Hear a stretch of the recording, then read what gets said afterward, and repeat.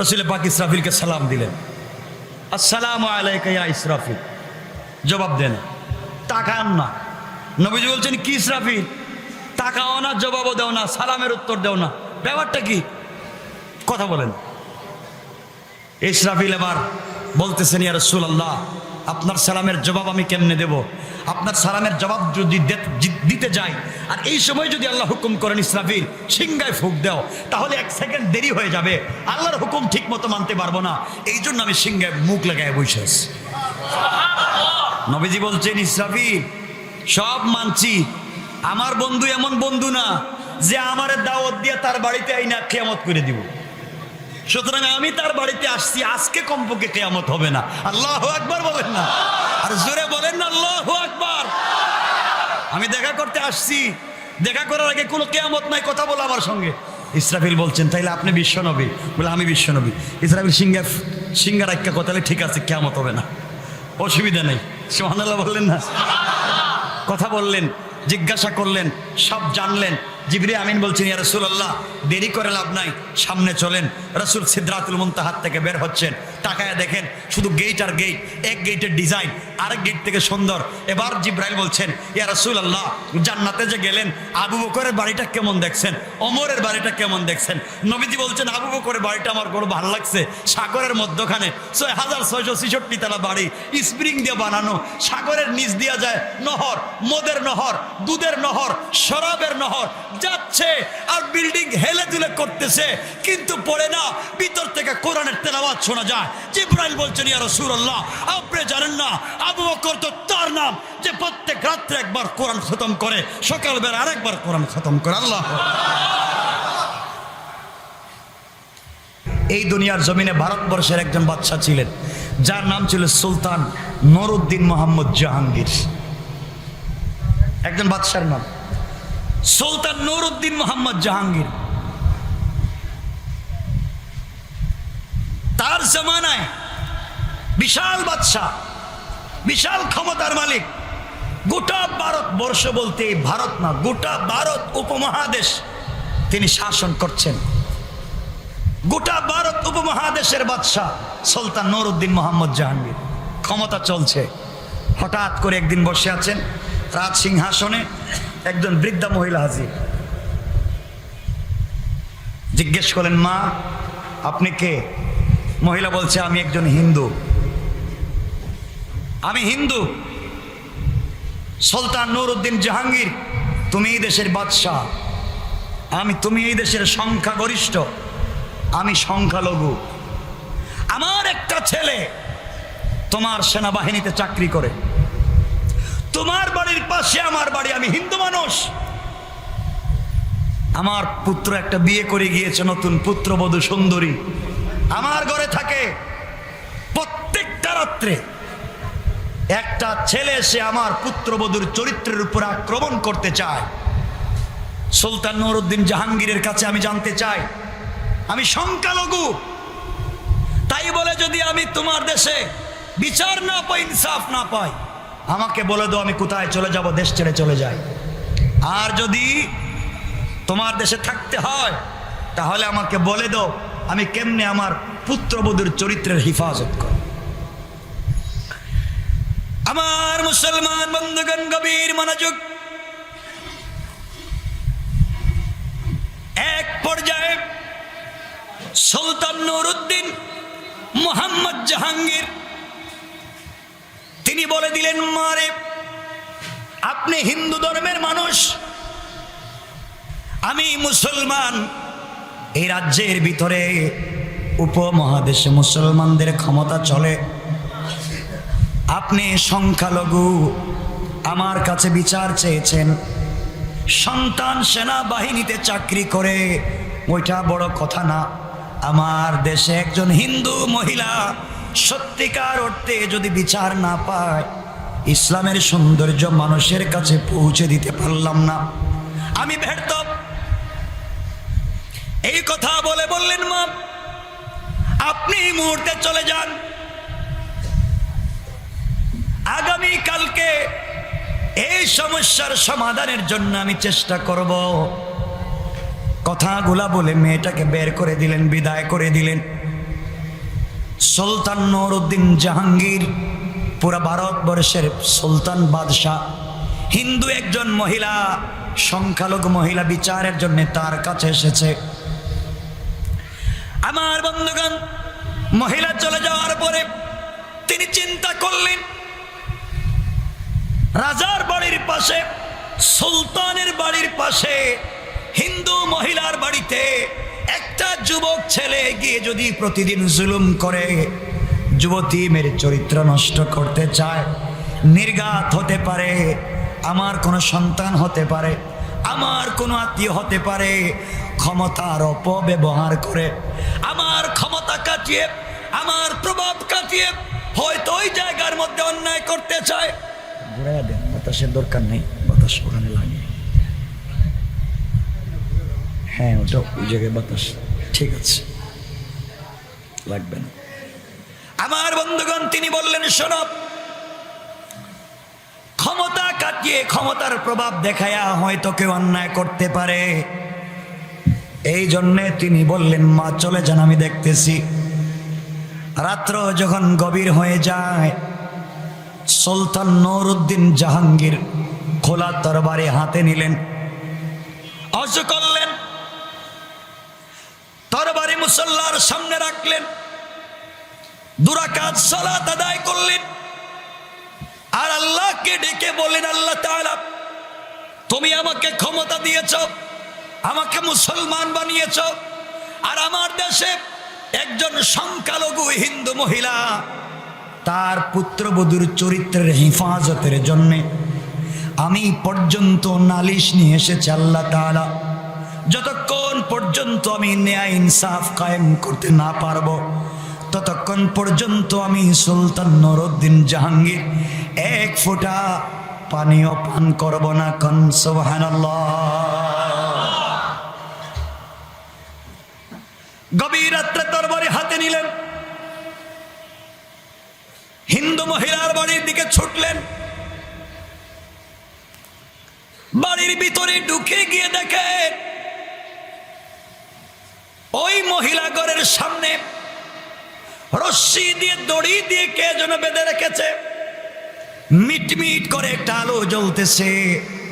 মহিলা চোখের পানি ছেড়ে কান্না করে বলতেছে, বাদশাহ, তুমি আসতে হয়তো দেরি করে ফেলেছ, প্রতিদিনের মতো আজকে রাত্রেও এই যুবক ছেলেটা আমার ঘরে ঢুকেছে, আমার হাত পা রশ্মি দিয়ে বেঁধে ফেলেছে, ঘরের বাহিরে আমাকে দিয়েছে, না জানি এর ভিতরে আবার পুত্রবধূর চরিত্র নষ্ট করে ফেলতে পারে। যদি তাই হয়ে যায়, তুমি বলো আমরা কোথায় যাব? তিনি বললেন, মা, কোন রুমে আপনার পুত্রবধূ থাকে আমাকে শুধু ইশারা করে দেখাইয়া দেন। মহিলা ইশারা করে দেখাইয়া দিল। তিনি লাইটটা নিভিয়ে দিলেন, আস্তে আস্তে করে তরবারি হাতে নিয়ে ঘরের কাছাকাছি পৌঁছে শুনতে পেলেন ঘরের ভিতর থেকে যুবতী কণ্ঠে বাঁচাও বাঁচাও করে আওয়াজ আসছে। সুলতান নুরউদ্দিন জাহাঙ্গীর ঘরের ভিতরে ঢুকে পড়লেন। যেই দিক থেকে আওয়াজ আসছে লক্ষ্য করলেন, ওই দিক আওয়াজ আসছে, অন্ধকারে মানুষ চেনা যায় না। হাত লম্বা করলেন, টান দিয়ে চুলে ধরলেন, যুবককে টান দিয়ে বিছানার থেকে উঠায় নিলেন। উঠায় নিয়ে দাঁড় করাইয়া আল্লাহু আকবার বলে অপর হাতের তরবারি দিয়া এত জোরে আঘাত করলেন, শরীর থেকে মাথা আলাদা হয়ে গেল। দ্বিখণ্ডিত করবার পরে তিনি দৌড়াইয়া মহিলার কাছে আসলেন আর বলেন, আলহামদুলিল্লাহ। মহিলাকে বললেন, মা লাইট জ্বালাও। মহিলা লাইট জ্বালিয়ে দিল, আলো জ্বালিয়ে দিল। তিনি লাইট নিয়ে ঘরের ভিতরে প্রবেশ করে যাকে হত্যা করেছেন লাইটের সামনে তার মাথা ধরলেন, ধরে পড়লেন আলহামদুলিল্লাহ।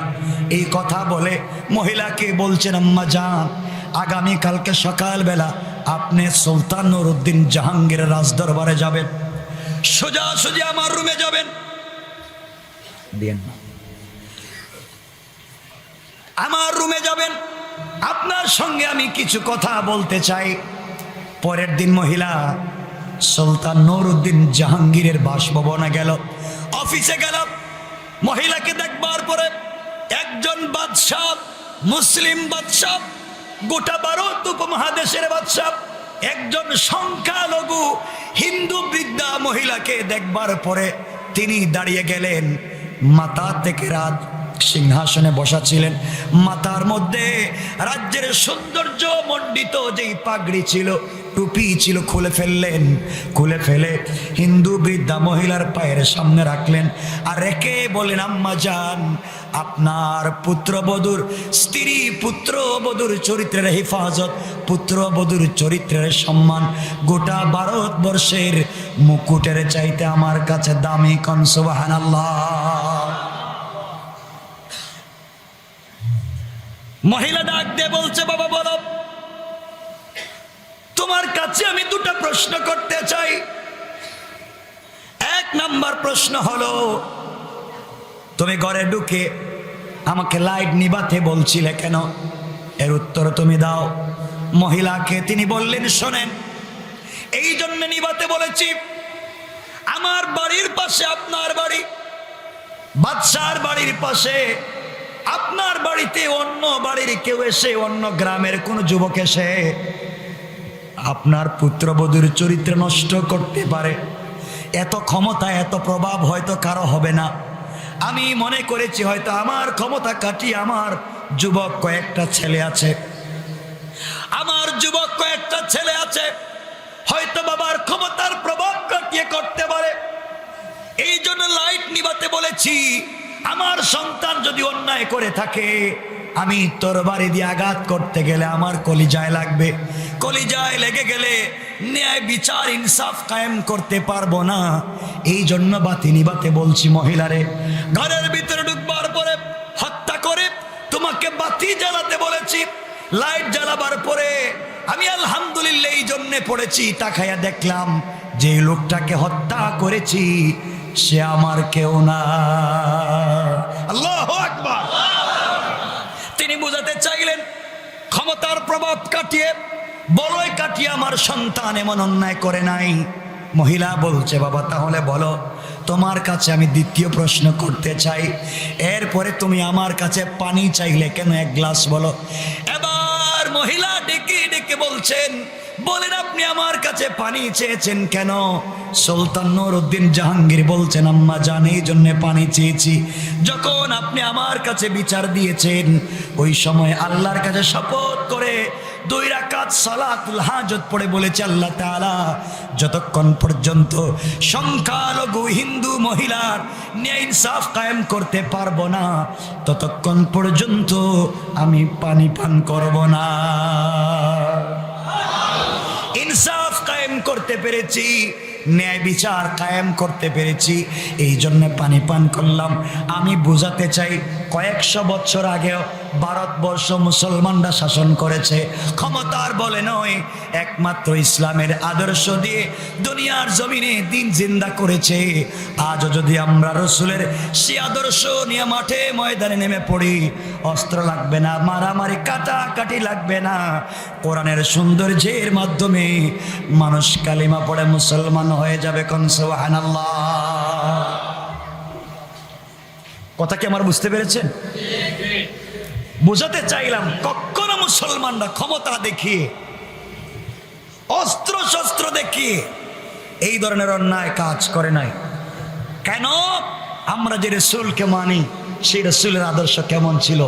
আজকে দুনিয়ার জমিনে রসুল পাক সাল্লাল্লাহু আলাইহি সাল্লাম নাই, না আছেন? বলেন না কেন? আমরা আছি না? তো আমাদেরকে দেখলেই তো মনে হবে আমরা কেমন মুসলমান।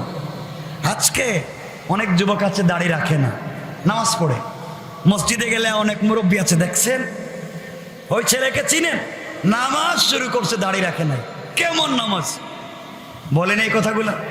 আরে ও তো নামাজে আসছে, আসতে দেন না, একদিন তো সে দাড়ি রাখবে, একদিন তো ঠিক হবে, ওকে আসতে দেন। আগেই যদি শক্ত করে ফেলেন, ও তো দিনের ধারে কাছেও আসবে না। কথা বলেন না?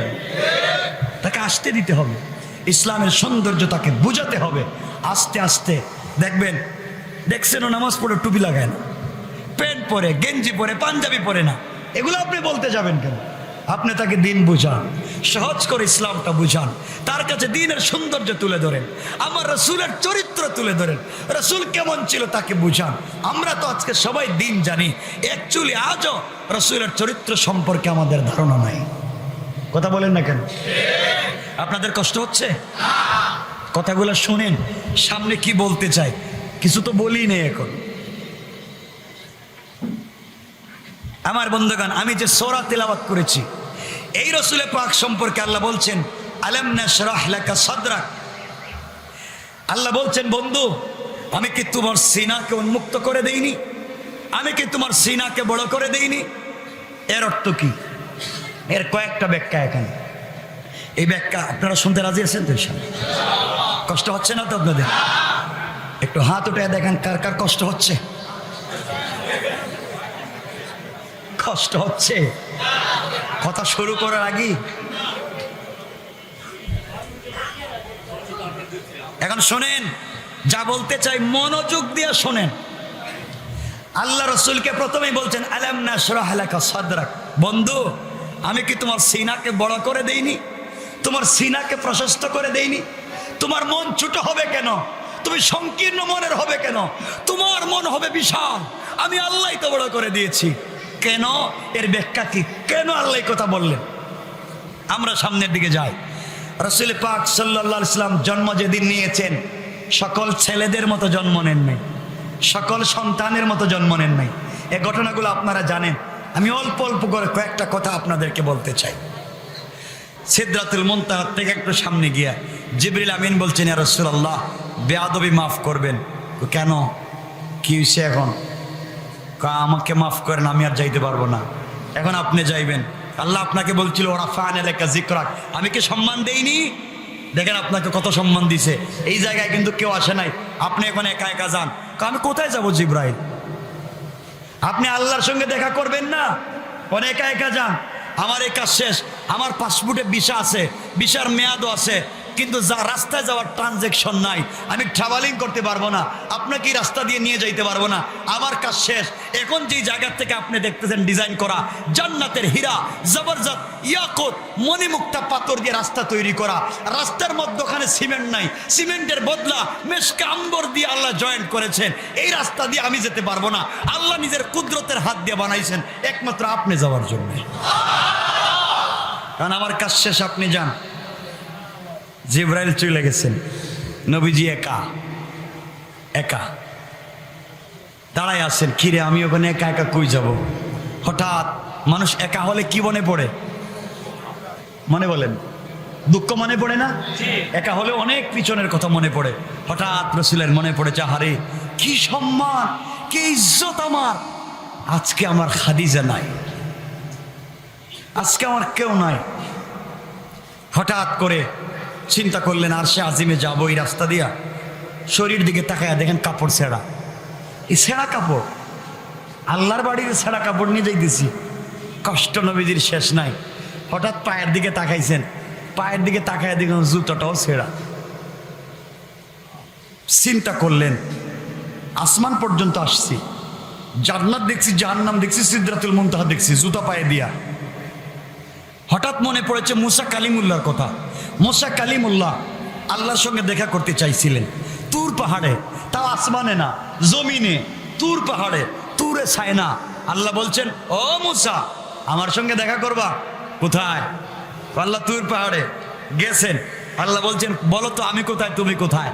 মুসা বলছেন, আল্লাহ আমি তো পাহাড়ের নিচে, তুমি তো পাহাড়ের উপরে। সুবহানাল্লাহ বললেন। আল্লাহ বলছেন, পাগল মুসা তুমি নিচে ঠিকই আছো, আমি পাহাড়ের উপরে নাই, বরং আমার নূরের তজল্লি পড়ছে, আমার একটু লাইট পড়ছে, আলো পড়ছে, তোমার আর আমার মধ্যখানে ৭০,০০০ নূরের পর্দা। মুসা বলছেন, আল্লাহ বেয়াদবি মাফ করবেন, একটা কথা জিজ্ঞাসা করি। জিগাও। কারলে এইভাবে কি সবার সঙ্গে কথা বলেন? ৭০,০০০ নূরের পর্দার বাহির থেকে সরাসরি কথা বলবেন না? আল্লাহ বলছেন, বলবো তো। কার সাথে বলবেন? এমন বন্ধুকে আমার চাইতে বড়, যার সাথে আপনি সরাসরি কথা বলবেন। আল্লাহ বলছেন, মুসা তুমি তো পয়গম্বর, আমার আখেরি জামানার নবী যিনি আসবেন, যার নাম মুহাম্মদ, যার নাম আহমদ, মুহাম্মদ রাসূলুল্লাহ ওয়াল্লাযীনা মাহু, যিনি আসবেন তার সাথে না, তার উম্মত যারা হবে, উম্মত আমার এই নবীর উম্মত যারা হবে, তারা যখন সেজদায় যাবে আমি আরশে আজিমে থাকবো না, তাদেরকে আনবো না, বরং আরশে আজিম থেকে তাদের সেজদার জায়গায় আমি নিজে হাজির হয়ে যাই। আল্লাহ এত ভালোবাসা তাদের প্রতি, বলে অবশ্যই খুব ভালোবাসি। তোমারে তো তুরে ছায়নায় আনছি, আর তাদের সঙ্গে দেখা করতে জমিনে যাই, এবং দেখা করেন কেমনে? আমার বন্ধুগণ, আমার ভাইরা, আমরা যখন নামাজে পড়ি সুবহান, এই দুনিয়ার জমিনকে আল্লাহ ধ্বংস করে দিতে চায়, ভেঙ্গে দিতে চায়। জমিন বলছে আল্লাহ যাদেরকে তুমি সৃষ্টি করেছো নাফরমানি করে, বেঈমানি করে, ওজনে কম দে, মিথ্যা বলে মাল বিক্রি করে, আল্লাহ দুনিয়াটাকে ভেঙ্গে দেই।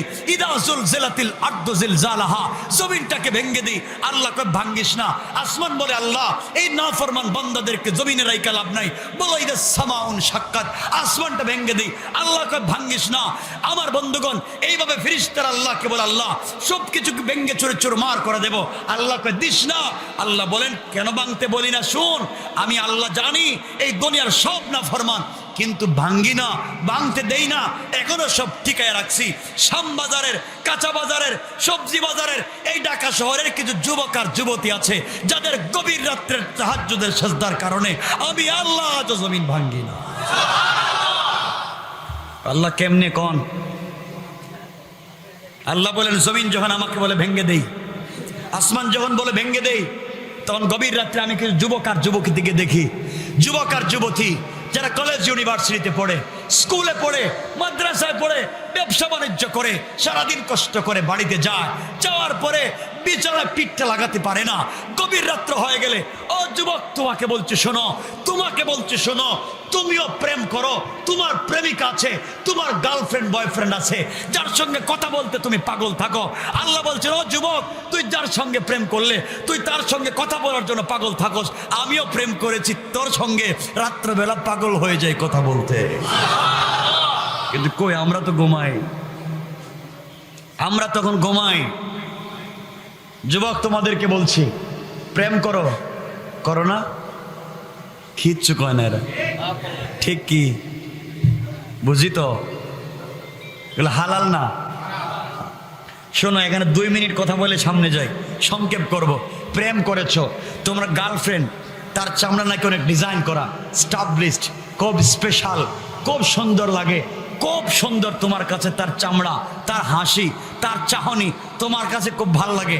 আরে বোকা, তুমি যেই মেয়ের প্রেমে পড়েছো, আগামী কালকে তোমার চাইতে টাকাওয়ালা, তোমার চাইতে সুন্দর যদি একটা যুবককে পায়, তাহলে তোমাকে বাদ। কথা বলেন না কেন?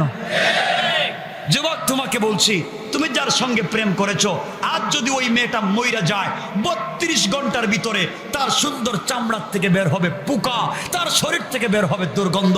আমার বোনদেরকে বলছি, বোন তুমি যে যুবকের সঙ্গে প্রেম করেছো, তার নাকি টাকা আছে, তার না, সে নাকি শিক্ষিত, অনেক কিছু আছে, বোন তুমি জানো না, আজ যদি ওই যুবকটা মইরা যায় 72 ঘন্টার ভিতরে কবরের ভিতর থেকে বের হবে দুর্গন্ধ, পেট থেকে বের হবে দুর্গন্ধ, মুখ থেকে বের হবে পোকা, হাত থেকে বের হবে পোকা, দুনিয়াটা নষ্ট হয়ে যাবে। আর শোনো যুবক, তোমাকে বলছি, তোমাদের এই প্রেম কিছুদিন পরে থাকে না, সব শেষ হয়ে যায়, সব শেষ হয়ে যায়।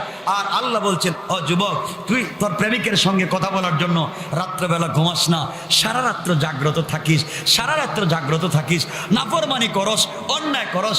আমি যুবক, ও যুবক, আল্লাহ বলছেন আমিও প্রেম করি, আমিও তোর সঙ্গে প্রেম করি। লা তাখুযহু সিনাতুন ওয়ালা নাওম, আমি রাত্রেবেলা ঘুমাই না, আমি জানি আমার নাফরমান গোলাম গুনাহ করে রাত্রেবেলা কখন দাঁড়াইয়া বলবে আল্লাহ গুনাহ করেছি, তওবা করতে চাই। আমি যদি ঘুমাইয়া যাই, আমার গোলাম কার কাছে বলবে ও বান্দা, এজন্য আমি রাত্রেবেলা ঘুমাই না, একটাবার সিজদায় গিয়া যখন পড়ে সুবহান, আর সে আজিমে থাকি না, তোর ঘরের দরজায় হাজির হয়ে যায়। সে রবকে চিনি না, সেই রবকে চিনি না। আমার বন্ধুগণ, যুবক তোমাকে বলছি, রব ঘুমায় না, রব ঘুমায় না। যখন আমরা পড়ি সুবহান, আল্লাহ বলে সাব্বাহতানি, ফেরেশতারা বলে আল্লাহ সুবহানকে বলছে জানো, আল্লাহ বলে তোমরাই বলো। আল্লাহ এই যে গোলামটা বলছে সুবহান, আল্লাহ বলছেন আমারে দেখছে আমি পবিত্র। আল্লাহকে ফেরেশতারা বলেন না, আল্লাহ তোমাকে না দেখা বলছে তুমি পবিত্র। আল্লাহ বলেন সাব্বাহতানি, অবশ্যই আমি পবিত্র। আর যেই বান্দা আমাকে না দেখা সাক্ষ্য সাক্ষী দিল আমি পবিত্র, আমি আল্লাহ বলছি সাব্বাহ তুকা, আমি আল্লাহ তাকে পবিত্র করে দিলাম। গোলাম যখন পড়ে আলা, আল্লাহ বলেন ফেরেশতারা কি বলছে? আল্লাহ আলা বলছে তুমি নাকি বড়। আল্লাহ বলেন আলাই থানি, অবশ্যই আমি বড়। আর আমার গোলাম আমাকে বড় বলার কারণে আলাই তুকা, আমি আল্লাহ তাকে দুনিয়ায় বড় করলাম, আখেরাতে বিনা হিসাবে জান্নাত দিলাম। জান্নাত। আমার বন্ধুগণ, এক পর্যায়ে বিশ্ব নবী সাল্লাল্লাহু আলাইহি ওয়াসাল্লাম এই উম্মতের কথাই আল্লাহ বলছেন। মুসাকে, মুসা জানো এই উম্মত যত নাফরমানি করো, সারাদিন গুনাহ করছে। সারাদিন কি করছে? আপনারা করেননি?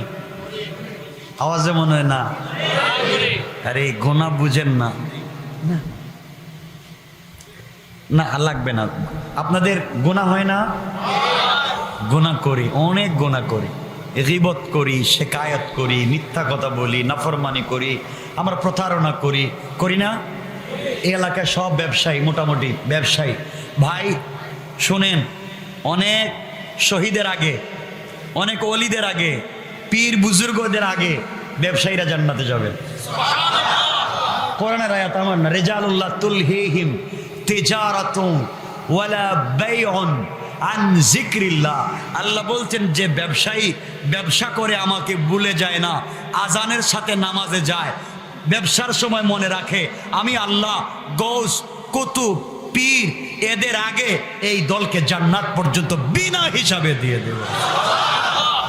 দেখছেন, এজন্য আল্লাহকে চিনবেন আমার বন্ধুগণ, আল্লাহকে বুঝবেন। আমি একদিন থাকবো না, এই কথাগুলো থাকবে। যুবক শোনো, তোমাদেরকে কি মেসেজ দিতে চাই, কি ইনফরমেশন দিয়ে চলে যায়। আমার বন্ধুগণ, নবীজি সাল্লাল্লাহু আলাইহি ওয়াসাল্লাম আমাদেরকে নিয়ে গর্ব করবেন, আমাদেরকে নিয়ে আনন্দ করবেন। যুবক তোমাকে বলছি, আজকে রাত্রে ঘুমায় গেলে হয়তো না উঠতে পারো। কত মানুষ ঘুমায় তুমি জানো না? ও যুবক তোমাদেরকে বলছি, ভাই তোমাদেরকে বলছি, এই দুনিয়ার অনেক বড় বড় ব্যক্তিরা আজকে নাই। দেখেন তুকাইয়া, এই দুনিয়ার জমিনে চৌধুরী বাড়ির চৌধুরী বাড়ি আছে, চৌধুরী সাহেব নাই। খান বাড়ির খান বাড়ি আছে, খান সাহেব নাই। মন্ত্রীর বাড়ির মন্ত্রীর বাড়ি আছে, মন্ত্রী সাহেব নাই। আপনার বাড়ি থাকবে, থাকবেন না আপনি? কথা বলেন। এই শ্যামবাজার থাকবে, এই বাজারে আপনার আগে আরো অনেকে ব্যবসা করছে, আজকে নাই। আপনি আসছেন, আপনি চলে যাবেন, অন্য কেউ ব্যবসা করবে, আপনাকে কেউ মনে রাখবে না। আজকে আমি এখানে ওয়াজ করতেছি, 48 বছর থেকে অনেকে ওয়াজ করছেন, তাফসির করছেন, অনেককে আমিও চিনি না, আপনারাও চিনি না, কেউ কাউকে মনে রাখবো না। কিন্তু মনে রাখবেন, দুনিয়ায় যদি আল্লাহকে চিনে যাইতে পারি, আল্লাহ বলছেন গোলাম মরবে আর আমার জিম্মাদারিতে চলে আসবে। কথা তো অনেক, সময় তো 12টা, আমি 12টা, কারণ 12টার পরে কথা বলবো না। শুনেন না, বাসে যাইবেন না আজকে? আমি অনেক দূর থেকে আসছি, সোজা সিলেট থেকে ডাইরেক্ট চলে আসছি। আর আপনারা তো আমার কথা শুনেই থাকেন। নারিন্দা যান না আপনারা? অনেকেই যায়। আর আমার জন্য দোয়া, কতদিন আছি জানি না, কারণ কখন কোথায় চলে যাই তা তো আল্লাহই জানেন। দোয়া করবেন যতক্ষণ তাফসির করতেছি। আলহামদুলিল্লাহ 7-8 বছরে, 8 বছর থেকে তাফসির করতেছি। সূরা শেষ হয়েছে মাত্র একটা, সূরা বাকারা। কত বছর যে শেষ হবে, বাঁচবো না মরবো তাও জানি না। দোয়া করবেন আল্লাহর কাছে পুরা কোরআন আমরা যেন তাফসির মানুষকে শোনাতে পারি, মানুষ যেন শুনতে পারে না। আমিন বলেন। চাই পুরা ঢাকা শহরের মানুষ, পুরো বাংলাদেশের মানুষ তাফসির যেন শুনতে পারে। কারণ যারা যান তারা জানেন তাফসির আমাদের জায়গা হয় না। আমরা চেষ্টা করি জুমা 8টা-9টার পরে, জুমা পড়ি 12টায়, 12টা বা 12টা 10-এ বয়ান শুরু করি। 10টা-11টার পরে গেলে নিচতলা জায়গা মিলে না, 12টার সময় গেলে 6তলায় জায়গা মিলে না। তো এটা হচ্ছে কি ভালোবাসা আমার জন্য না, 7তলায় জায়গা হয় না আমার জন্য না, এটা হচ্ছে কোরআন। ওই যে বলছিলাম শুরুতে আয়াত, কোরআন হচ্ছে ম্যাগনেট, কোরআন হচ্ছে চুম্বক। ভুলে গেছেন আপনারা? এই কোরআন আমাদেরকে টানে, এজন্য আমরা কোরআনের কাছে থাকবো ইনশাআল্লাহ। বলেন। এই এলাকায় আমার ভাই মোহতারাম সবাই সহ অনেক আলোচনা হয়, জুমা হয়, তাফসির হয়। থাকবেন, কোরআনটাকে বুঝবেন, কোরআন থেকে কোরআন, তাফসিরুল কোরআন বিল কোরআন। এত মজা, এত স্বাদ বুঝবেন না। এই যে আমরা আজকে শুনতেছি, সূরার নাম কি? ইনশিরাহ। সূরার নাম কি? আয়াত পড়ছি ওয়ারাফা'না লাকা যিকরাক। এখনো এখানে আছি, ঘন্টা হয়েছে 2টা, এখনো এই জায়গায় আছি। তাইলে সূরা কোন দিন শেষ হইব? আমার বন্ধুগণ আসুন আমরা সংক্ষেপ করি। হযরত মূসা আলাইহিস সালাম আল্লাহকে বলছেন, আল্লাহ কথা বলবেন কার সাথে? বিশ্বনবীর উম্মতের সাথে। কখন? যখন তারা সেজদায় যাবে। জোরে বলেন। আমার নবীজি মনে পড়েছে, মুসা গেছিলেন তুর পাহাড়ে। আল্লাহ বললেন, মুসা রে, তুর পাহাড়ে আমার সঙ্গে কথা বলতে এসেছো, জুতা নিয়ে আসতে পারবা না। ফাখলা'না আলাইকা ইন্নাকা বিল ওয়াদিল মুকদ্দাস তুওয়া। আল্লাহ রাব্বুল ইজ্জত ওয়াল জালাল বলছেন, মুসা, জুতা নিয়ে এসেছো তুর পাহাড়ে আমার সঙ্গে কথা বলার জন্য। তুর পাহাড় এটা পবিত্র জায়গা, জুতা নিয়ে আসা যাবে না, আপনি জুতা খুলে আসেন। মুসা পয়গম্বর জুতা খুলে তুর পাহাড়ে উঠলেন। আমার নবী চিন্তায় পড়ে গেলেন, একটা পাহাড়ে, মাটির পাহাড়ে মুসাকে জুতা নিয়ে যেতে আল্লাহ পাক দিলেন না, আমি কেমনে ছেঁড়া জুতা পরে আর সে আজিমে আল্লাহর সঙ্গে সরাসরি দেখা করতে যাই? এই জুতা নিয়ে তো যাওয়া যাবে না। আমার নবী জুতা মুবারক খুলে ফেললেন, খালি পায়ে দাঁড়িয়ে আছেন। গায়েব থেকে আওয়াজ আসছে, অদৃশ্য থেকে আওয়াজ আসছে, কুদরত থেকে আওয়াজ আসছে, বন্ধু আমার, আপনি জুতা মুবারক খুলবেন না, আপনি আপনার পায়ে জুতা পরেন, এই জুতা নিয়ে আপনি আরশে আজিম পর্যন্ত আসবেন। আপনার জুতা মুবারকের নিচে যেই ধূলিকণাগুলো রয়েছে, আমি আল্লাহ এই ধূলিকণার দ্বারা আরশে আজিমকে সম্মানিত করতে চাই। আল্লাহ বলছেন, বন্ধু, শুধু তোমাকে সম্মান দেই নাই, জুতার নিচের মাটিরও সম্মান দিস। কি সম্মান চিন্তা করেন। আমার নবী চলতে লাগলেন, যাইতে যাইতে চলে গেলেন একবারে আরশে আজিমে। অনেক ব্যাখ্যা মুফাসসিরিনে কেরাম দিয়েছেন, আমি শুধু হানাফি মাযহাবের ব্যাখ্যাটা দিচ্ছি, অনেক ব্যাখ্যা আছে, সব ব্যাখ্যা দিতে পারবো না। হানাফি মাযহাবের ব্যাখ্যা হলো, বিশ্বনবী পৌঁছে গেলেন, আল্লাহর সামনে পৌঁছে গেলেন, সামনাসামনি বসলেন। কোরআনে আল্লাহ বলছেন, ফাকাবা কাউসাইনি আও আদনা, ধনুকটাকে বাঁকা করলে যত কাছাকাছি আসে, মুখামুখি যখন বসলেন, একজন আরেকজনের সামনে বসলেন। আমার বন্ধুগণ, আল্লাহর সামনে বিশ্বনবী বসা, বিশ্বনবীর সামনে স্বয়ং আল্লাহ বসা। আল্লাহু আকবার বলেন। কেউ কথা বলেন না, বসে আছেন। এমন সময়ে কথা বলা শুরু করতে যাবেন, একজন আরেকজনের সঙ্গে কথা বলবেন। আল্লাহ রাব্বুল ইজ্জত ওয়াল জালাল বলছেন, বন্ধুরে, তোমাকে আমার বাড়িতে নিয়ে এসেছি, আমার বাড়িতে নিয়ে এসেছি। কি আনছো আমার জন্য? গিফট, উপহার, উপঢৌকন কি আনছো? বন্ধু বন্ধুর বাড়িতে গেলে হাদিয়া নেয়, উপহার নেয়, উপঢৌকন নেয়। তুমি আমার জন্য দুনিয়া থেকে কি নিয়ে এসেছো? আল্লাহ রাসূল কি কিছু নিয়ে গেছেন নাকি? বিশ্ব নবী তো আমাদের মতো না, জ্ঞানী, হিকমত আল্লাহ দিয়েছেন। আল্লাহ রাব্বুল ইজ্জত ওয়াল জালাল কি বলছেন? আল্লাহ তাআলা, আপনি কি মনে করেছেন শুধু শুধু খালি আসছি? খালি আসি নাই, আপনার জন্য হাদিয়া নিয়ে আসছি। আল্লাহ বলছেন, বন্ধু কি নিয়ে আসছো দাও। বিশ্বনবী বলছেন, আল্লাহ, আত্তাহিয়াতু লিল্লাহি ওয়াসসালাওয়াতু ওয়াত-তাইয়্যিবাত।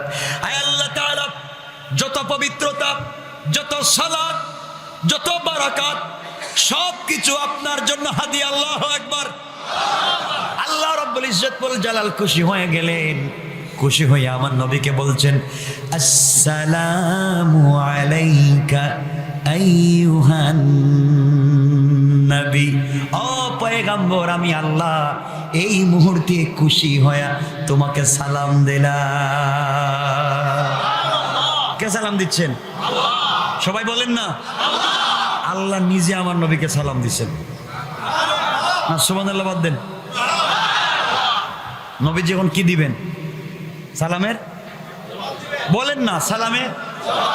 নবীজি সালামের জবাব না দিয়ে বসে আছেন এভাবে, কথা বলেন। আল্লাহ বলছেন, বন্ধু রাগ করছো? কেউ নাই, খাদিজা নাই, মা নাই, বাপ নাই, চাচা নাই, ভাই নাই, বোন নাই, তোমাকে আমার কাছে আনছি, বন্ধুর কাছে আনছি সুখ দুঃখ শেয়ার করার জন্য। তুমি মুখ কালো করে বসে আছো কেন? কি হলো? সালাম দিয়েছি, কথা বলো। নবীজি বলছেন, আল্লাহ, আপনি আমাকে সালাম দিয়েছেন, আপনার সালামের জবাব আমি দিতে চাই, কিন্তু আমি কেমনে আপনার সালামের জবাব দিব? আপনি এতক্ষণ পর্যন্ত আমাকে যত কথা বলছেন শুধু আমাকে বলছেন, সালাম আমাকে দিয়েছেন, একটা বার আপনি আমার গুনাহগার উম্মতের কথা জিজ্ঞাসা করলেন না। আমি আপনার সালামের জবাব দিব না, তাহলে আমি কি করতে পারি? যতক্ষণ পর্যন্ত আপনি আমার উম্মতকে সালাম না দিবেন ততক্ষণ আপনার সালামের জবাব দিব না। চিন্তা করেন তোমার নবীকে, যেই নবী আরশে আজিমে গিয়েও তোমার আমার কথা ভুলে যায় না, আর আজকে আমরা রসুলকে ভুলে ঘুমিয়ে যাই, রসুলকে ভুলে ঘুমিয়ে যায়। আল্লাহ বলছেন তাইলে আমি সালাম দিলাম। দিলাম তো সালাম। আল্লাহ এটা কেমন সালাম দিছেন? আমি আপনার সামনে, আপনাকে আমার সালাম দিলেন, আমার উম্মত তোমার শ্যামবাজারে বসে বাস শুনতেছে, এদেরকে আপনি সালাম দেন। আল্লাহ বলছেন আমি কি বাড়ি বাড়ি গিয়ে সালাম দিব, দেশে দেশে গিয়ে সালাম দিব? কেমনে সালাম দিব? আল্লাহ আপনি জানেন। আমারে যেমন দুনিয়ার থেকে আনতে পারছেন, আপনি সালামটাও আমার উম্মতের কাছে পৌঁছে দিতে পারবেন। আর আপনি আমার উম্মতকে সালাম না দিলে আমি কিছু মানি না। আল্লাহ বলছেন ফাতেমার জন্য কিছু নিবা, হাসান হুসাইনের জন্য কিচ্ছু লাগবে না, আমার পরিবারের জন্য, আমার উম্মতের জন্য আপনাকে সালামের ব্যবস্থা করে। সুবহানাল্লাহটা বললেন না? কেমন ভালোবাসার নবী। এবার আল্লাহ বলছেন তে সালাম দেই, বলে দেন। আল্লাহ পাক বললেন যে আপনাকে দিলাম আসসালামু আলাইকা আইয়ুহান নবিয়্যু, আর আমি বললাম সবাইকে সালাম। করলে এটা না, তাহলে কেমনে? সামনাসামনি।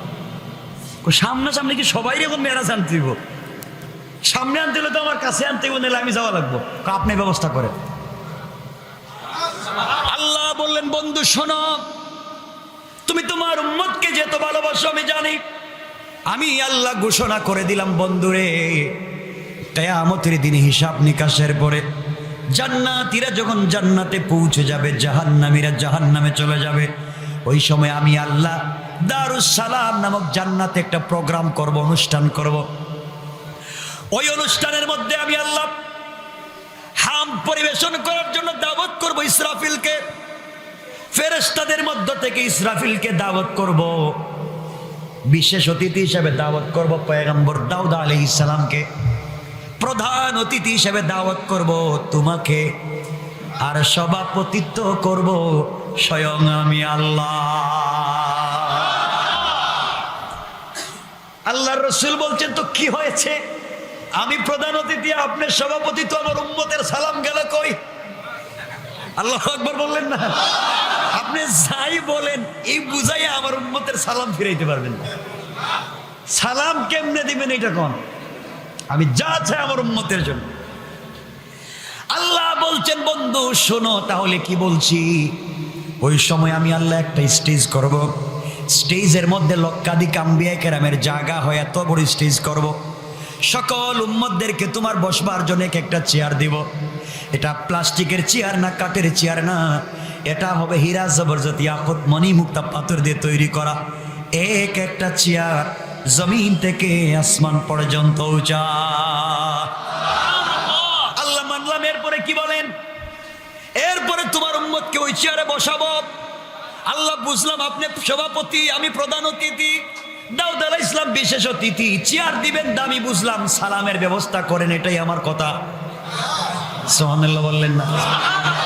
আল্লাহ বলছেন বন্ধু শোনো, আমি কথা দিলাম ওই সময় তোমার উম্মতেরা থাকবে বসা, আর আমি আল্লাহ দারুস সালামের পর্দা সরাইয়া দাঁড়াইয়া তোমার উম্মতকে সরাসরি সালাম দেওয়ার ওয়াদা দিলাম। বিশ্বনবী বলছেন আল্লাহ মানি, কিন্তু প্রমাণ চাই। আবার প্রমাণ লাগবে? আমি বলছি প্রমাণ নাই। প্রমাণ দেন, আপনি যে বলবেন জানি, কিন্তু আমার প্রমাণ লাগবে। আল্লাহ বললেন বন্ধুরে তাহলে শোনো, আমি কোরআনে কোট করে দিলাম, তাহিয়াতুহুম ইয়াউমা ইয়ালকাউনাহু সালাম। যখন তোমার উম্মতের সঙ্গে দারুস সালামে দেখা হবে, ওরা থাকবে চেয়ারে বসা, আর আমি আল্লাহ থাকবো দাঁড়ানো। দাঁড়াইয়া তোমার উম্মতকে সালামের ওয়াদা দিলাম।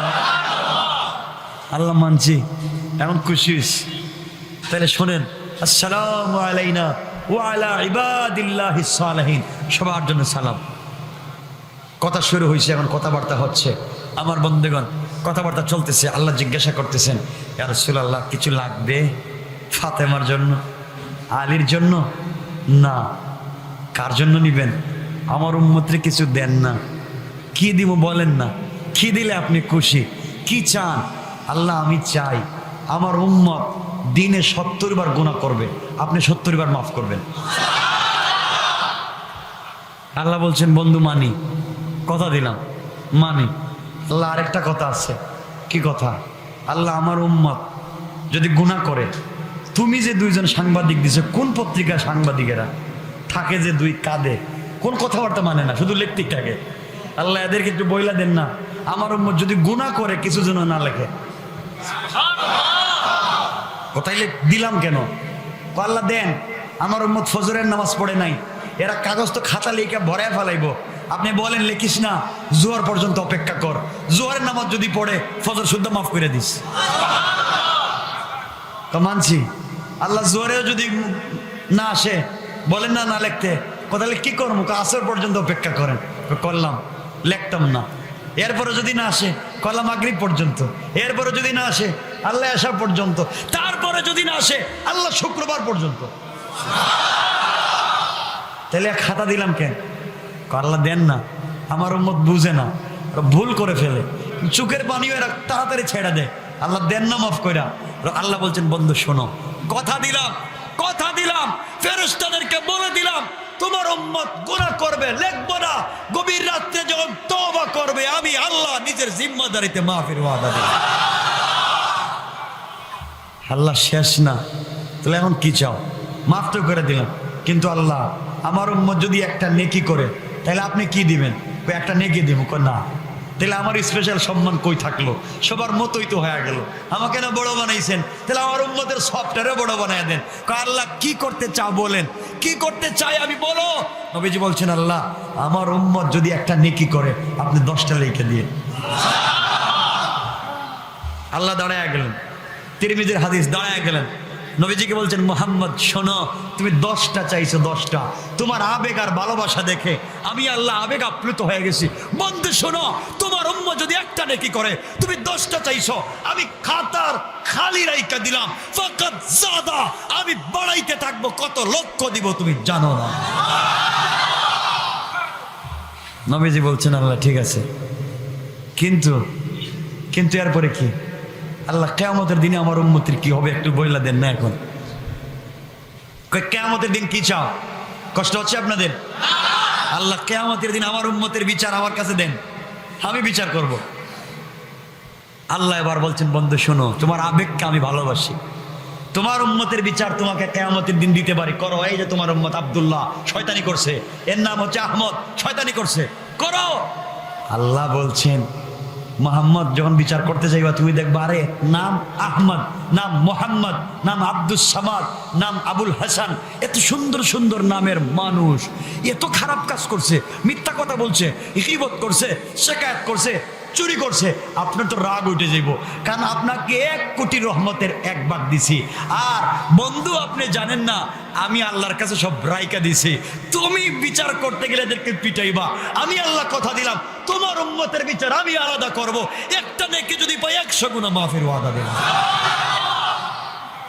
আল্লাহ আরো কিছু জিনিস আছে, আরো কিছু চাই। আল্লাহকে এরপরে কি চাও? আল্লাহ কিয়ামতের দিনে স্পেশাল একটু জায়গা রেখে দিয়েন। কেন স্পেশাল জায়গা? কি করতে চাও? আমি যেন যাইতে পারি, আমার উম্মতের সাথে কথা বলতে পারি, ওদের সুখ দুঃখ আমি বুঝতে পারি, ওরা ছাড়া তো আমি বাঁচবো না। আল্লাহ বলছেন বন্ধু সব মানলাম, আজকে আমি আল্লাহ তোমার সঙ্গে পার্সোনাল কিছু কথা বলতে চাই, সাংকেতিক চিহ্নের মাধ্যমে কথা বলতে চাই, যে কেউ বুঝবে না, আমি বুঝবো আর তুমি বুঝবা। বন্ধু যখন বন্ধুর সঙ্গে বসে কথা বলে, তো বন্ধু শুনছস, এই যে গতকালকে বলেন এইভাবে, তো গতকালকে কি আমরা কিছু বুঝছি? ওরা দুইজনই বুঝছে, ঠিক না? এই যে গেছিলাম ওই দিনের ঘটনা মনে নাই, তারার মনে আছে, আমাদের জানা নাই। তো আল্লাহ বলছেন বন্ধু এভাবে আমরা কিছু কথা বলবো, তুমি আর আমি, কেউ বুঝবে না, তুমি আমি জানি। রাসূল বলছেন বলেন বলেন। আল্লাহ বলছেন এই কথাগুলো হলো আলিফ লাম মিম তাহা আইন সিন কাফ ইয়াসিন সাদ এই অক্ষর গুলা হচ্ছে তোমার আর আমার মধ্যখানে প্রেমের খেলা। কেউ বুঝবে না, আমি বুঝি আর তুমি বুঝবা, কাউকে বুঝতে দিব না আমরা। আমার বন্ধুগণ, এবার আল্লাহ রসুল বলছেন, আল্লাহ মানলাম, আমাকে সম্মান দিয়েছেন, আরশে আজিম পর্যন্ত আনছেন, ওয়ারাফা'না লাকা যিকরাক, আমাকে সম্মান দিয়েছেন। এখন আপনি বলুন, আমি আরো কিছু আপনার কাছে চাই। কি চাও? আমি আরো কিছু চাই। আমার বন্ধুগণ, এখানে আরো কিছু আল্লাহর কাছে কিয়ামতের দিনের স্পেশাল কিছু বিষয়, উম্মতের 17টা বিষয়, সালাতের ব্যাপার, এগুলো সব জানেন। উম্মতের 17টা ফায়সালার বিষয় এখানে কথা হয়েছে। কিছু বলতে চাই না। রসুল এখন আছেন কোথায়? বল, আরে এখন যেখানে কথা বলতেছি কথা বলেন না, রসুল কোথায়? আমরা কই? শ্যামবাজার। রসুল এখন থাকেন এখানে, বাইরে কইছি 12টার উপরে হয়ে গেছে না। রসুল আরশে আজিমে থাকেন, নামাইবার দরকার নেই। আর আমরা শেষ করে দিই। আরে শোনেন না, বলি না, আমি সূরাটা শেষ করে দিই। রসুল এখানে থাকেন। আরে এতদিন পরে গেছেন, মা নাই, বাপ নাই, বউ নাই, চাচা নাই, দাদা নাই, সব মরে গেছে। একজন মানুষের কেউ নাই, বন্ধুর কাছে গেছে, সে সময় থাকতে দেন। আমরা আজকে এখানে রাখা দেব, কিন্তু আমরা সূরাটা শেষ করে দিই, আলোচনা এখানে রাখা দেব। শোনেন, এখানে যে কথা, আরে শোনেন না, এখানে যে কথাগুলো বলছেন, এখানে 17টা কথার মধ্যে একটা কথা হচ্ছে কিয়ামতের দিনের কথা। এই কিয়ামতের দিনের কথার একটা হচ্ছে যারা রসুলের উপরে দুরূদ পড়বে, আল্লাহ কিয়ামতের দিনে একটা গুদাম বানাবেন। গুদাম, পুলসিরাতের ব্রিজের কাছে একটা গুদাম বানাবেন। এই গুদামে শুধুমাত্র দুরূদগুলা জমা করে রেখে দিবেন। যাদের ফয়সালা জাহান্নামী হয়ে যাবে, ফেরেশতারা জাহান্নামে নিয়ে যাবে, রসুল দেখবেন এবং চিনবেন। এই লোকটা যদি দুরূদ পড়নেওয়ালা হয়, তার নাম, তার বাবার নাম নিয়া গুদামের ভিতরে রসুল ঢুকবেন, তার দুরূদের গাঁটটিটা নিজের মাথায় উঠাবেন, উঠে আইসা মিজানের পাল্লায় দিয়া বলবেন, আমার উম্মতকে জাহান্নামে নেওয়া যাবে না। অনেক লম্বা কথা, এটা 17টা বিষয় আছে এখানে। সুতরাং এগুলো থাকুক আজকের মতো, আমরা সূরার দিকে যাই। ওয়ারাফা'না লাকা যিকরাক, আল্লাহ বলছেন আমি আপনার সম্মান সুউচ্চ করেছি, অনেক বড় করেছি। এরপরে বলছেন ফাইন্না মা'আল উসরি ইউসরা, নিশ্চয় কষ্টের পরে সুখ আছে। দুঃখের পরে সুখ নাই? সব দুঃখের পরে সুখ আছে। আগব পয়গম্বর, আপনি এখন কষ্ট করতেছেন, আপনার উম্মতেরা সুখ পাবে, দুনিয়ার জমিনে শান্তি পাবে। শর্ত একটাই, তারা যেন আমাকে মানে, আপনার পথে, অন্য পথে নয়। আমার হুকুম মানবে আপনার তরিকায়। কথা ঠিক আছে? সংক্ষেপ, ফাইন্না মা'আল উসরি ইউসরা, কষ্টের পরে সুখ আছে। সকল কষ্টের পরে সুখ কেমনে আসে, এটার লম্বা আলোচনা। এরপর আল্লাহ বলছেন, দুইবার বলছেন ফাইন্না মা'আল উসরি ইউসরা, দুবার বলছেন সকল কষ্টের পরে শান্তি আছে। ফাইদা ফারাগতা ফানসাব, বন্ধু যখন আপনি ফ্রি হবেন, যখন আপনি ফাইদা ফারাগতা, যখন আপনি ফ্রি হবেন, মানে দ্বীনের দাওয়াত দিয়া যখন ফ্রি হবেন, মাদ্রাসায় পড়াইয়া যখন ফ্রি হবেন, দারুল আরকামে পড়াইয়া ফ্রি হবেন, মাদ্রাসায় সুফায় পড়াইয়া ফ্রি হবেন, মদিনার মসজিদে ইমামতি করে ফ্রি হবেন, তাবলীগের দাওয়াত দিয়া ফ্রি হবেন। ফাইদা ফারাগতা, যখন আপনি ফ্রি হবেন, ফানসাব, কি করেন? কাজ করেন। ফানসাব, কি করেন? কাজ করেন। হাতের দিকে তাকাইয়েন না, হাদিয়া তুফার জন্য তাকাইয়েন না। ফানসাব, ফাইদা ফারাগতা, আপনি যখন ফ্রি হবেন, ফানসাব, কাজ করে খান। কারণ কাজ করে যারা খায় তারা আমার কাছে বড় দামি। এজন্য আল্লাহ কোরআনে বলছেন, ফজরের নামাজের পরে তোমরা হালাল রিজিকির তালাশে বের হয়ে যাও। না বলেন নাই? বলছেন। এজন্য যারা আমরা দিনের দায়ী, দিনের কাজ করি, ইমামতি করি, মাদ্রাসায় পড়াই, এই হুজুর যদি শ্যামবাজারে ব্যবসা করে, হুজুর দেখছেন বেতন দিয়ে মসজিদে ইমামতি করে, হুজুর আবার ব্যবসা করে, তো হুজুর কি করবো? শুধু সুবহানাল্লাহ তাসবিহ পড়বো? অবশ্যই ব্যবসা করবে। নবীজি ব্যবসা করেন নাই? সাহাবায়ে কেরাম করেন নাই? আবু হানিফারে চিনেন? আবু হানিফা করেন নাই? আবু হানিফা কিসের ব্যবসা ছিল? কাপড়ের। কিসের ব্যবসা? কাপড়ের বড় বিজনেসম্যান ছিলেন হযরত ইমাম আবু হানিফা রাহমাতুল্লাহ আলাইহি। তা সবাই তো ব্যবসায়ী ছিলেন। আবু হানিফা ইমামতি করেন নাই? করেন নাই? মাদ্রাসায় পড়েন নাই? ব্যবসা করেন নাই? তো আমাদের দেশের হুজুরা ব্যবসা করলে সমস্যা কি? মাইল লাগাই দেন আপনারা, হুজুরা চাকরি শেষ কেন? কই তো দেখলাম এখন তরকারি মাপতেছে। তো সমস্যা কি? আলেমরা সবসময় 4,000 5,000 টাকা বেতনে থাকুক, আপনারা চাননি? ওরা কাজ করুক। ফাইদা ফারাগতা ফানসাব। ওগো পয়গম্বর, আপনি যখন ফ্রি হবেন কর্ম করেন, কর্ম করে খান। এজন্য সবাই আমরা কর্ম করে খেতে চাই, ইনশাল্লাহ বলেন না? এটা ভালো কাজ। এটা কি কাজ? এরপরে বলছেন ওয়াইলা রাব্বিকা ফারগাব, এবং আপনার পালনকর্তার প্রতি মনোনিবেশ করুন।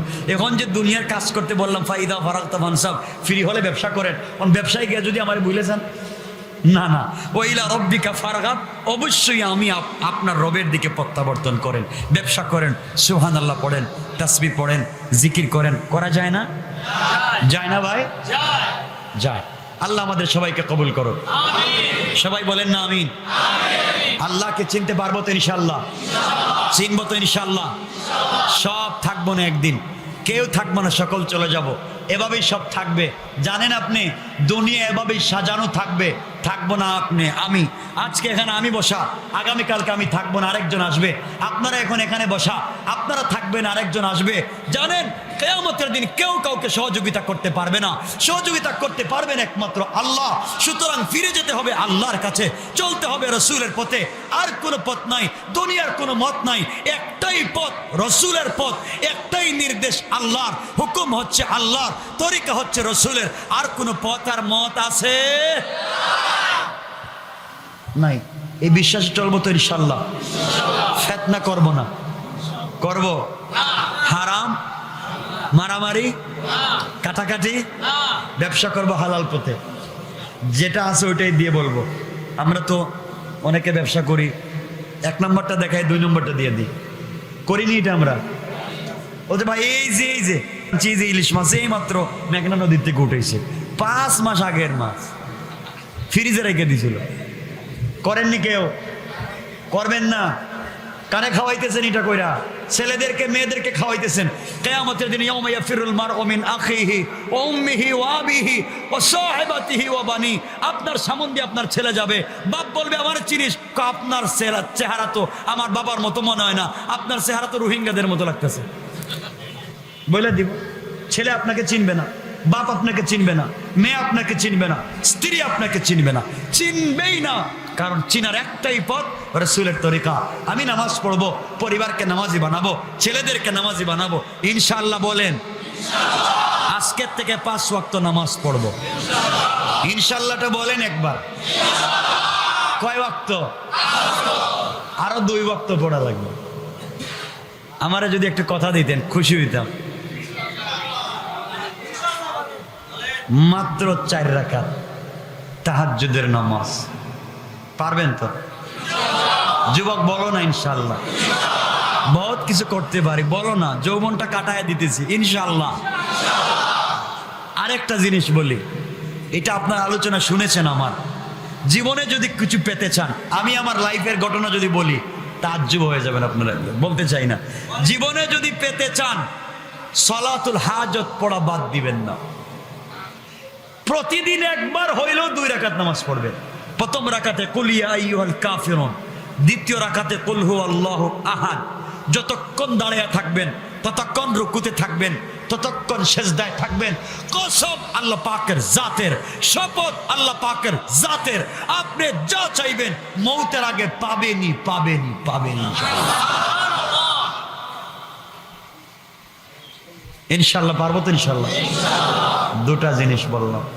অনেক যুবক ভাই আছো দাড়ি নাই, আমি বলছি না এখন দাড়ি রাখো, ইনশাআল্লাহ রাখতে পারবা, বলো ইনশাআল্লাহ। আজকের থেকে পাক্কা ওয়াদা, রাখবো তো ইনশাআল্লাহ? আল্লাহ আমাদের কবুল করুক। হালাল খাবো, হারাম খাবো না। না খাইয়া থাকবো, হারাম খাবো না। কারণ হারাম খাইলে দোয়া কবুল হয় না, হারাম খাইলে দোয়া কবুল হয় না। কথা বুঝতে পারছেন? এজন্য কি খাবো? হালাল খাবো। কি পড়বো? কি পড়বো? নামাজ পড়বো। কি পড়বো? নামাজ পড়বো। হালাল খাবো, নামাজ পড়বো। রাসূল পাকের সঙ্গে আসছে একজন বিধর্মী দেখা করতে, রাসূল পাকের ঘরে থাকছে। দেখেন নবীজি কি ব্যবহার করেছেন। ঘরে গিয়ে বলছেন মাকে, আমাদের মাকে, উম্মাহাতুল মুমিনিন যিনি ছিলেন তাকে বলছেন, শোনো ঘরের ভিতরে কি খাবার আছে? ইয়া রাসূলুল্লাহ, আছে তো মাত্র একটা রুটি আর আছে দুটা খেজুর, আর তো কিছুই নাই। নবীজি বলছেন, শোনো, মেহমান আসছে, অন্য ধর্মের লোক আমার সঙ্গে দেখা করতে আসছে, রাত্রে আমার বাড়িতে থাকবে। ইয়া রাসূলুল্লাহ, তাইলে কই রাখবেন? বলে, আমার বিছানায়। নবীজি বলছেন, ঠিক আছে, খাবার কই? খাবার আছে একটা রুটি আর দুইটা খেজুর। নবীজি বললেন, মেহমানকে দিয়া আমরা লাইট অফ করে হাত দিব, শুধু মেহমান খাবে। ও অন্য ধর্মের লোক আমাদের কাছ থেকে শান্তি পাক, আমাদের কাছ থেকে আদর্শ পাক, তাকে খেতে দেই। দুজন, আমাদের নবী আর আমাদের মা শুধু হাত নাড়াছাড়া করলেন। ওই লোকটা পেট ভরে খাওয়ার পরে রাসূল লাইটটা জ্বালালেন, বললেন, আলহামদুলিল্লাহ, আমরাও খেয়েছি, তুমিও খেয়েছ, এখন বিশ্রাম নাও। লোকটা বিশ্রাম নিল রাসূলের রুমে। বিশ্রাম নিতে গিয়া রাত্রবেলা টয়লেট করে প্রস্রাব করে গোটা বিছানা ভরাইয়া রাত্রি ভাগছে। রাসূল পাক ঘুম থেকে উঠলেন, উঠে দেখেন সব ময়লা করে দিয়েছে, সব অপবিত্র করে দিয়েছে। আমরা হলে তো বলতাম, আমরা খুঁজে বাইর করি, ঠিক না? রাসূল কাঁদলেন, হাত উঠে আল্লাহর কাছে বলেন, আল্লাহ, অন্য ধর্মের একটা লোক আসছিল আমার বাড়িতে, না জানি আমি ভুল খাওয়াইছি, পেট খারাপ করছে, অসুস্থ হয়ে টয়লেট করছে, বেচারা কই গেছে আমি খবর নিতে পারতেছি না। আল্লাহ, তার সাথে মেহমানদারি করতে গিয়ে যদি ভুল হয়, তুমি আমাকে মাফ করে দাও।